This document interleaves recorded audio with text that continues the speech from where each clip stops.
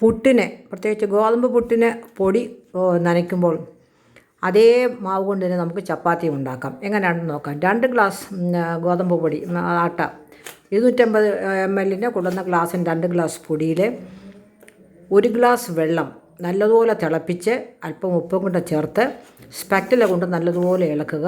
ചൂടാറിക്കഴിയുമ്പോൾ നമുക്ക് കൈ കൊണ്ട് ഇളക്കാം. നല്ല സോഫ്റ്റായിട്ട് പുട്ടിൻ്റെ പൊടി നമുക്ക് കിട്ടും. അതുപോലെ തന്നെ ഞാൻ സ്റ്റീമറിൽ വെച്ചാണ് പുഴുങ്ങുന്നത്. പുട്ട് ഉണ്ടാക്കി കഴിഞ്ഞാൽ നല്ല മയത്തോടെ തന്നെ ഇരിക്കും. അപ്പോൾ അത് പകുതി എടുത്ത് സ്റ്റീമറിൽ ആക്കി ഞാൻ പുട്ടുണ്ടാക്കാനായിട്ട് ഇട്ടു.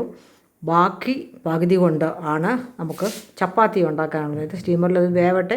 ഒരു 10 മിനിറ്റ് ഹൈയിൽ, ഒരു 5 മിനിറ്റ് ലോയിൽ വീഴ്ന്നു കഴിഞ്ഞാൽ പുട്ടായിക്കണം. ആ സമയം കൊണ്ട് നമുക്ക് ചപ്പാത്തി ഉണ്ടാക്കാം.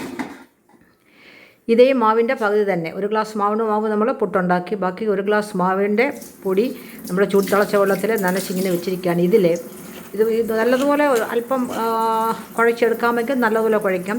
ഞാൻ പക്ഷേ ഒരു കൈയിൽ കൊള്ളുന്ന വെള്ളം എടുത്ത്, നല്ല കൂടിപ്പോയ 1 അല്ലെ 2 കൈ വെള്ളം എടുത്ത് നല്ലതുപോലെ, ഇത് മുട്ടയുടെ കൂടി നനച്ചതല്ലേ, അത് നല്ലതുപോലെ കൈ കൊണ്ടൊന്ന് ഒരു ചൂടുവെള്ളത്തിലായതുകൊണ്ട് നല്ല സോഫ്റ്റായിട്ട് ഇരിക്കുകയാണ്.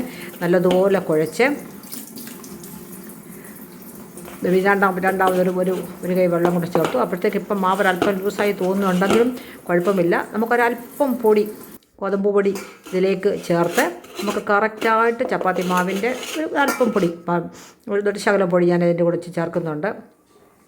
അത് ചേർത്ത് നല്ല സുന്ദരമായിട്ട് നമുക്ക് ചപ്പാത്തിയുടെ മാവ് കുഴച്ചെടുക്കാം. ഒട്ടും തന്നെ എണ്ണ ചേർക്കുന്നില്ല. നല്ല മയമുള്ള ചപ്പാത്തിയുമാണ്. ഞാൻ ചപ്പാത്തി എണ്ണയൊന്നും അധികം ചേർക്കാതെ, ഹസ്ബൻഡിന് ഇച്ചിരി പ്രഷറും കൊളസ്ട്രോളൊക്കെ ചെറുപ്പകാലത്തുണ്ടായിരുന്നു. ആ സമയത്തൊക്കെ ചപ്പാത്തി സ്ഥിരമായിട്ട് ഉണ്ടാക്കുമ്പോൾ എണ്ണ ചേർക്കാതെ, ചൂടാകുന്നേരം അല്പം ചേർക്കുക. ഈ കുഴയ്ക്കുമ്പോൾ എണ്ണ ചേർക്കാതെ ചപ്പാത്തി ഉണ്ടാക്കാനുള്ള മാർഗ്ഗം നോക്കിയപ്പോൾ ഒരു പ്രാവശ്യം ഞാൻ പുട്ടിന് പൊടി നനച്ചപ്പോൾ അത് ഉരുട്ടി നോക്കിയപ്പോൾ നല്ലതുപോലെ ചപ്പാത്തിയുടെ മാവ് പോലെ ശരിക്ക് കുഴഞ്ഞു വരുന്നു. ഇത് അടച്ച് നമുക്ക് ഫ്രിഡ്ജിൻ്റെ തട്ടിൽ വെച്ചാൽ മതി. വൈകിട്ട് നമുക്ക് ചപ്പാത്തി ഉണ്ടാക്കാം. ചപ്പാത്തി കുഞ്ഞുങ്ങളൊക്കെ ഉള്ളപ്പോൾ പെട്ടെന്ന് സ്കൂളിൽ പോകാനൊക്കെ ഇതുപോലെ ഒന്ന് കുഴച്ച് വെക്കാം.